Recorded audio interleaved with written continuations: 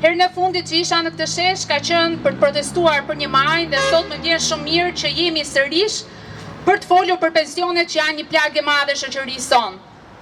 Sot nuk jam para jush për të folur vetëm për të ardhmen, por të gjitha për të mbrojtur të drejtat e atyre që kanë ndërtuar këtë vend dhe këtë shoqëri. Dua të theksoj se mbrojtja e pensionistëve sot është mbrojtja e vetes tonë në të ardhmen. Pensionistët në Shqipëri jetojnë në kushte mizerabël. Pensionet e ulta nuk janë vetëm dhunë ekonomike, por janë edhe jo vetëm krizë sociale, politike dhe ekonomike, por mbi të gjitha janë një krizë e madhe morale. Shpesh në aktivistëve më të rinj të Lëvizjes Bashk, teksa organizoheshin bashkë me pensionistët në protesta, na është bërë pyetja, po ju që duhet me pensionistët? Ju jeni të rinj, ka kohë.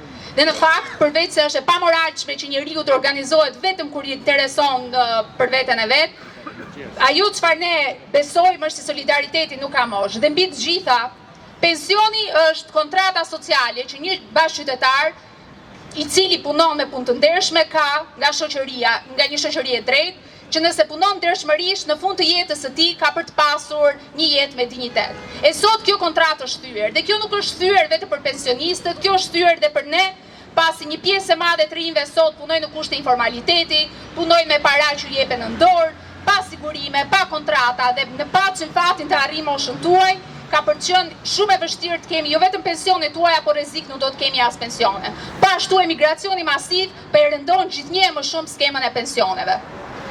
Ajo çfarë ne duhet të bëjmë nuk është vetëm të organizohemi për pensionet, por duhet të organizohemi dhe për të pasur një model zhvillimi ekonomik, politik, social, i cili ka për të garantuar punë produktive, jetë të dinjitetshme, pensione të dinjitetshme, që kur të vi dita të mos na duhet të marrim rrugët e të emigrojmë ashtu si shumë nga bashkëmoshatarët tanë. Lëvizja Bashk, siç e thash edhe më parë, beson se solidariteti nuk ka moshë.